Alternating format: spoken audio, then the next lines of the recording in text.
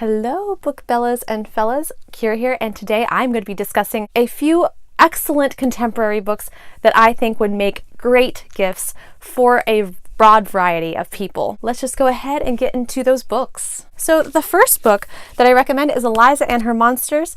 This is great for the girl that feels like she is a nerd and loves fan fiction. This book was amazing. I know a lot of people talked about it last year. I did not read this until this year. If you know somebody that is socially awkward, has problems in spaces where there's too many people, and she loves fan fiction, this is a character that she would totally relate to. This is a YA contemporary about this girl named Eliza who writes this very popular webcomic called Monster C. It has a really large following, but see, here's the thing about this. Nobody knows that Eliza was the one that created it. Being the fact that this is such a hugely popular webcomic, one day she meets this boy who is new to her school named Wallace. Wallace actually writes fan fiction for her webcomic. He is a huge fan, but he doesn't know that she is the one that is writing the webcomic. There's a lot of little bit of intrigue in this and romance. I love the fact that they capture being socially awkward so perfectly. It's ridiculous. I felt like Eliza and me could be like best friends in real life, and I seriously loved all the cast of characters. Whether you're an adult who is just nerdy and loves it and loves the nerdiness, or you're a teen who's socially awkward and has trouble fitting in, this book is perfect for either one of those people, and I highly recommend it. The next contemporary book that I recommend is A Very Large Expanse of Sea by Tahereh Mafi. I know I've talked about this several times in several other videos, but you know what? I'm gushing about it again because it is such a great book. We have our main character Shirin, who is a Muslim, and she lives here in the States a few months after 9/11 has hit. Because she wears a hijab on her head, which is the wrap that women wear around their head, she is actually very much discriminated against as being a terrorist. People are very mean to her. They usually don't like her. And because of this, she lashes out a lot because people are so mean to her. She has had to learn how to stand up for herself and not care what anybody else thinks. Then she meets this boy at her new school named Ocean. Ocean absolutely is intrigued by her, and he is such a great person. This has breakdancing in it. This has friendships, strong leading lady, and I absolutely recommend this. I think this will please somebody of any age just because it feels so versatile, and we have a little bit of a romance going on, and I lived for it, all of it. I loved everything, the dynamics of this. It was just such a great book, and I do recommend this as a gift because this did cover a broad variety. It was all about standing up and being yourself and not having to worry about what anybody else thought of you. And while you do always slightly worry about what other people think of you, it's having the strength to continue on in spite of what they think. The next book that I recommend is The Seven Husbands of Evelyn Hugo by Taylor Jenkins Reid. I know that this is a very popular book around YouTube, but I really haven't heard any really negative things to say about this book, which is why I think that this will please anybody. This is an adult contemporary. This is about a 1950s actress named Evelyn Hugo who ends up going through 7 husbands. And they kind of go into why that is. Evelyn Hugo feels so real. She is flawed. She has doubts. She just, you see the evolution of her from just before she gets into Hollywood up until the time that she leaves Hollywood in the 1980s. And I think one of the reasons why she felt so real is because she was constantly changing throughout this book, and she was becoming more herself as time went on.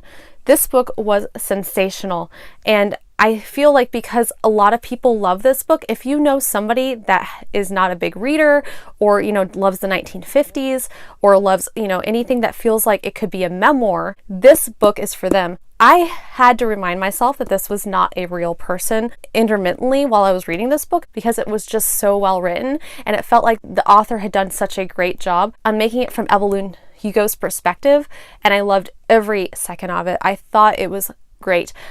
For the longest time before I read this, I thought it was overhyped, and I could not have been more happy with the fact that that was not the case. This was definitely worth the hype. The next book that I recommend is The Kiss Quotient by Helen Hung. This book was another big surprise. This is an adult contemporary romance, and I loved it so much. The reason why I'm bringing this one up is because it has wonderful representation for Asperger's syndrome, which, is high level functioning autism, very intelligent, and it was so well done. But even if you're not looking for representation, this book was phenomenal. We have our main character, Stella, who has Asperger's, and she has a lot of problems socializing. And I feel like I could really relate to her, being the fact that I do myself get very socially awkward. So, I mean, the struggles that she deals with on an everyday basis, she's never really had a real boyfriend. So she decides to hire an escort. Her escort shows up to the restaurant. His name is Michael. Michael blew me away. I loved him throughout the book. I don't usually love the love interests throughout the book, and I could not have been more happy. This does have sex scenes in it. They're very intense sex scenes. Honestly, I don't know how everybody else felt about this, but personally, I thought the sex scenes were really well done. They felt very vivid to me, and I love the fact that fit the modern setting that this had. So if you know anybody that loves romance with a little bit of smut, this book is for you, because I loved it so freaking much, and I'm already planning on making sure that I buy her next book that is coming out in 2019, because I am stoked. I will read anything by this author after I read this, because it was just so great. I read this in a day. It was so easy to read. It's not challenging at all. And it was just, I felt so wonderful about everything that happened in this book. Definitely pick it up for anybody that you think would love smutty romance. That's a modern smutty romance with really good taste. Last book that I have to recommend is Kristen Hanna's The Great Alone. I swear this book is huge, but it is an easy read. So don't let this size intimidate you. It's set in Alaska in 1974. We have Ernst, who is an ex-prisoner of war. He has post-traumatic stress disorder. This was during a time when psychological help was not very well readily available to a lot of people. Then you have the mother, Cora, but the person that this entire book is told from is our 13-year-old Lenny. I loved the fact that it was told through Lenny's eyes, a whole fresh set of self-perception and about the world around her, how everything was so new. Ernst, having served in the military, had a friend that gave him his house in Alaska.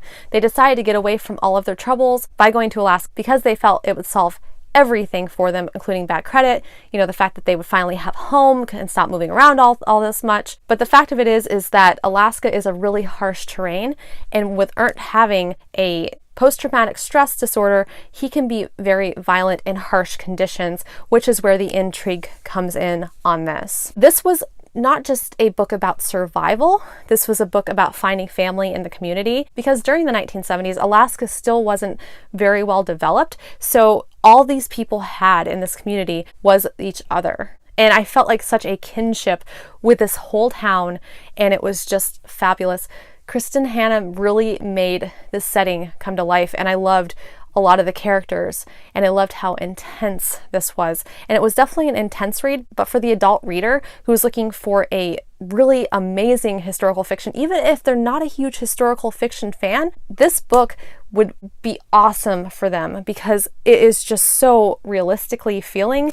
It is amazing. I can't gush about it enough because I loved it so much.